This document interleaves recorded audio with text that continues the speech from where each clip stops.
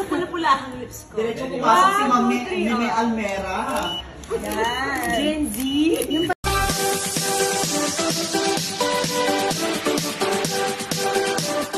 Tawang-tawa ang mga netizens sa kulitan nina Judy Ann Santos, Gladys Reyes at Marian Rivera sa lounge bago magsimula ang FAMAS Awards. Pinabigyan nina Juday at Gladys ang hiling ni Marian na gawin ang pauso ng Gen Z na nguso pose. Ayon nga kay Gladys, Gen Z pose daw sabi ni FAMAS Best Actress Marian Rivera, kami namang mga ate niya Juday kahit struggle is real, go pa din.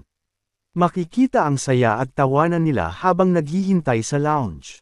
Kahit nahirapan si Juday sa umpisa at hindi agad makuha ang tamang nguso, kalaunan ay nagawa rin nila ng sabay-sabay. Isang masayang alaala ang nabuo sa simpleng kulitan na ito, patunay na kahit anong henerasyon, walang kupas ang saya kapag magkakaibigan ang nagsasama.